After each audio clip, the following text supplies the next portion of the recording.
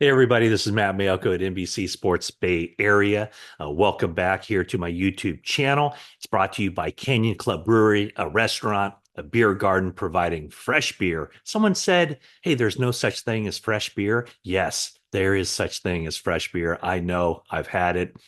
Canyon Club Brewery has fresh beer, also delicious bites and a family-friendly atmosphere in Moraga, California, right down the street from where I live, one of my go-to spots. And it's coming soon to the Livery in Danville. So a welcome addition to the Livery in Danville, Canyon Club Brewery. Hope to see you there sometime. Okay, so Wednesday morning, I posted something about Kyle Shanahan on the hot seat. Do fans really think he's on the hot seat? Because a lot of the stuff I've heard from fans, either in the comments section or on social media, is a discontent with Kyle Shanahan. Well, I think all is right in the world because looking at the comments, yeah, there were some people who questioned his ability to win big games or some of the stuff that's happened to the 49ers in big games. But most of them were very complimentary and talked about how Shanahan has changed the game, how his influence has really swept through the NFL, that he is, yes, regarded as one of the best offensive minds in the game. And, for that so-called inability to win the big games, just a reminder, his teams are 8-4 in the postseason. And, with the thought last year, oh, he can't come back and win games. Well, the 49ers two playoff victories last year over the Green Bay Packers and the Detroit Lions featured comeback victories in the second half, including a really big comeback victory in the NFC Championship game. So I guess the point is, if winning a game coming back from 17 points down in the second half against the Detroit Lions in the NFC Championship game is that if that's not considered a big game, then I don't know what is. Well, okay, so there's the good with Kyle Shanahan, but there's also let's not escape the fact that the 49ers do have a history, a recent history. Two of the past 5 seasons, the 49ers have made it to the Super Bowl and they lost to the Kansas City Chiefs both times. And they had leads in the fourth quarter of both of those games. Also, in the last Super Bowl, they had a lead in overtime. So I don't want to reopen any wounds from that. But I also just, before we close the door entirely on the last Super Bowl, Super Bowl 58, just wanted to look back on it. And one of the things that Kyle Shanahan talked about on Wednesday was just the history, that it's unavoidable. And I know he's talked to the team about, there's no revenge factor. There's nothing that can happen on Sunday at Levi Stadium that takes away from the pain of losing a Super Bowl. And so when he spoke to the media, he said that everyone understands that we've lost two Super Bowls to them. So that can give you a little post-traumatic stress when you turn on the tape. But I think that's human nature. You've got to make sure that you don't get caught up in it. This game has nothing to do with the past games. That was last year. Okay. So with that in mind, I just wanted to kind of spell out just the very just almost random nature of some games in the NFL. Because when I look at it, in a lot of ways, if you'd watched the games, you would have thought that the 49ers probably should have lost to the Packers. If you watched the NFC Championship game, you probably would have thought that the 49ers should have lost to the Lions. A lot had to go right in the second halves of those games in order for the 49ers to come back and win them. And I'm sure Packers fans and people who cover the Packers are listing 10 reasons, 10 plays that have they'd gone the other way could have led to a Packers victory. And the same goes for the Lions. 10 plays in the second half of that game that could have led to a Lions victory. Now, I know there's just, it's the whole if ifs and buts were candy and nuts, every day would be Christmas. But just as we close the door on the Super Bowl, with the Kansas City Chiefs coming to town, I thought it was worth revisiting something that I wrote in the days after the Super Bowl. And it's basically just that. I listed 10 things that went wrong or 10 plays that could have turned out differently that would have meant a 49ers victory in all likelihood. And so the number one thing, basically the reasons the 49ers lost the game. And the number one thing was if a play had gone differently, 49ers win. And to me, the most obvious one was 4th and 1 in overtime. Now, was it a play the 49ers should have made? Not necessarily. It's really difficult to stop the Kansas City Chiefs with Patrick Mahomes on a 4th and 1. However, if you just get down to the nitty gritty, if the 49ers had stopped them, game over.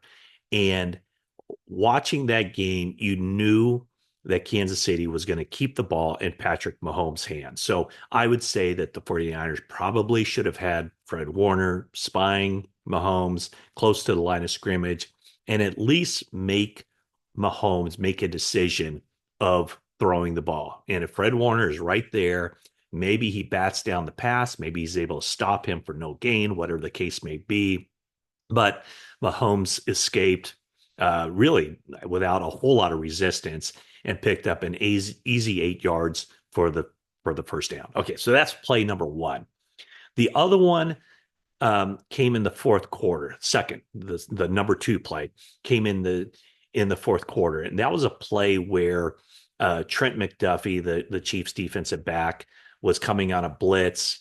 And so a lot of things could have happened there. I think Purdy had an opportunity to find Brandon Ayuk on what could have kept that drive alive. 3rd and 5 in the fourth quarter. And at that point, if the 49ers convert that third down, they were able to milk the clock and then set up Jake Moody for a potential game-winning field goal very, very late in regulation, if not at the right at the buzzer, right at the final, as it collects down to zeros. As it was, 49ers had to settle for a 53-yard field goal for Jake Moody, which came with 1:53 remaining in regulation.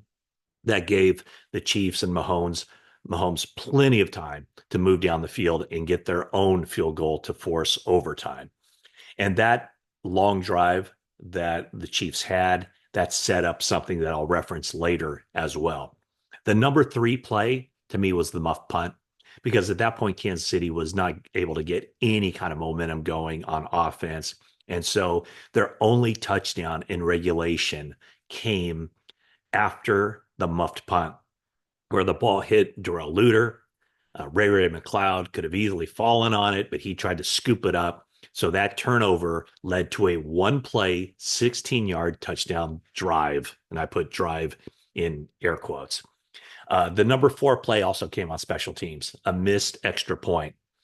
Brock Purdy hit Juwan Jennings for a 10-yard touchdown pass with about 11 minutes left in regulation.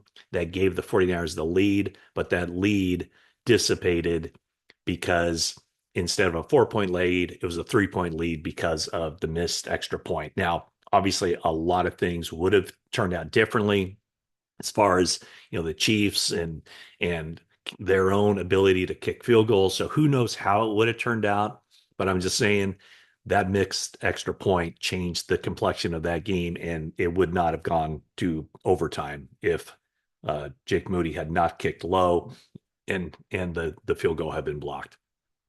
Okay, the number 5 reason, Christian McCaffrey's fumble. 49ers had an opportunity to establish control of the game on the very first drive. They moved the ball down the field, nearly 50 yards of offense in 4 plays. Things seemed to be clicking. They had a first down at the 29-yard line, and then McCaffrey fumbled, and that was that. That was a huge momentum break. The other one that got a lot of attention was in overtime, a 3rd and 4 play. So this is the number 6 reason.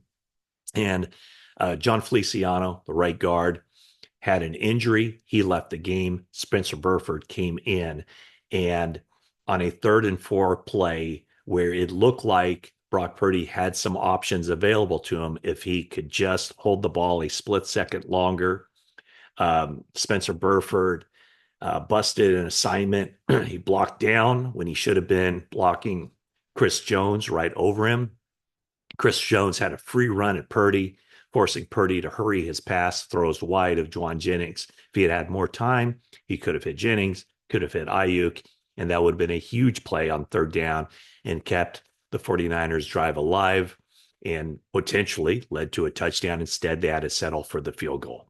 Um, Here's an obvious one, and I put it at number 7. You could make an argument that it's number 1, but that was Dre Greenlaw's injury. It was just a freak incident. He tears his Achilles tendon. I was talking to Greg Papa on Wednesday for the 49ers Talk podcast. Listen to that anywhere you get your podcast. But he says that he felt the turf, the natural grass that was laid over an artificial turf field at UNLV where the 49ers practice. And he said in his mind, he has no doubt whatsoever that Greenlaw's Achilles injury was a result of practicing on that soft field for several days. And he also referenced Daniel Bullock's 49ers defensive back.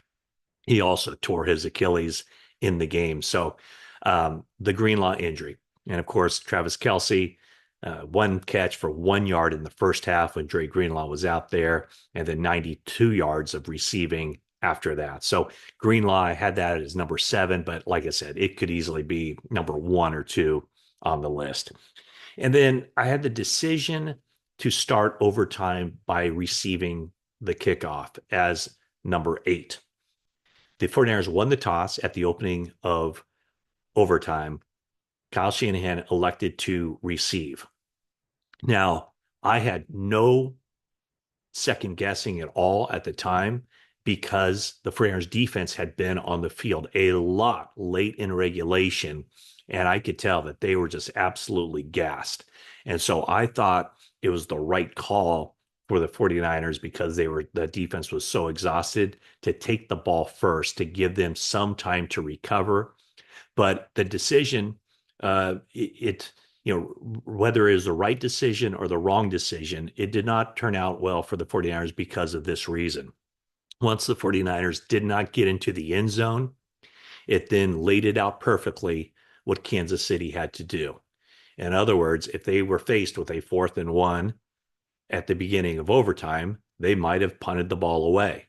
But they knew that they had 4 downs to make 10 yards from the moment they got the ball in overtime. So from that standpoint, the Chiefs going on defense first, having the ball second, certainly worked to their advantage, despite it being, I think, the right decision. Number 9, I had the 3 and outs, and a lot of people might put this earlier in this, but I had the number 9 reason as the 3 and outs. A lot of people criticize Kyle Shanahan for getting away from the running game or not running the ball. But you know what? The 49ers running attack wasn't all that successful. And they had a lot more success throwing the ball on early downs. And the reason is because in those 1st and 10 situations, they know the defenses that they're going to see. So that was their best opportunity to hit some plays in the passing game, because if you wait until 3rd down or 2nd and long, that's when Chiefs defensive coordinator Steve Spagnuolo can dial up those blitzes and come at different angles and maybe cause some confusion. So I think the 49ers wanted to be balanced on 1st down, and that's what they did. They had 3 and outs to open the second half, and 2 of those 3 and outs were 2 were pass plays that were not successful at all, including an 8-yard loss on a pass to Juwan Jennings. But on another possession during that time, Christian McCaffrey was stopped for no gain on a running play on 1st down. So, we talked a little bit on the video yesterday about, a good play call, a bad play call. People like, oh, his play calling stunk. And it's always after the fact. A good play call, I guess, is a play that works.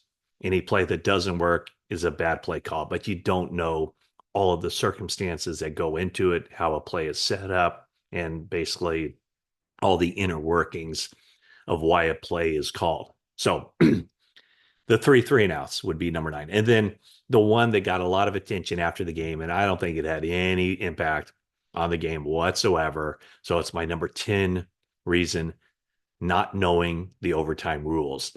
the Kansas City Chiefs talked a lot about how Andy Reid and the coaching staff went over the overtime rules in the entire postseason leading up to the Super Bowl. And several 49ers players said that they didn't know the overtime rules. Brock Purdy said that right before overtime, he went to Brian Griese, the quarterback's coach, to just kind of uh, to what's the word, to confirm with him what the overtime rules are. But it's something that Kyle Shanahan did not address to the team. Now, all that was, I think, because it had no bearing whatsoever on the game. The only thing I think it was maybe an embarrassment that the 49ers or several of the 49ers admitted to not knowing the rules. And so even though it had no bearing on the game, I think it added maybe to the emotional pain and perhaps the second guessing of Kyle Shanahan um, among the fan base that the 49ers were not totally schooled up, were not totally taught what the rules were for overtime in the postseason, which are different overtime rules than the regular season. So that is it. That's the last time I'm going to really bring up the Super Bowl loss. But I just figured since I know the 49ers are back into it this week, looking at that film. Some of them had not watched the game film from the Super Bowl until this week as they prepare for Kansas City. But it is relevant because the 49ers are spending time, obviously, watching the 5 games that Kansas City has played up to this point this season. And those are very applicable to the game on Sunday. But what might be more applicable is to see how Kansas City played the 49ers the last time the teams met when the stakes were at their absolute highest. And so if you've stayed this far, thank you. I'm sure some of you don't want to relive what happened on that Sunday in Las Vegas. But for those of you who have stayed this far, love to hear your comments about how you look back on that game and what you think the biggest takeaways were. In the meantime, please subscribe, like, turn on your notifications, by the way, comment, love to hear what you have to say. And that's it for now.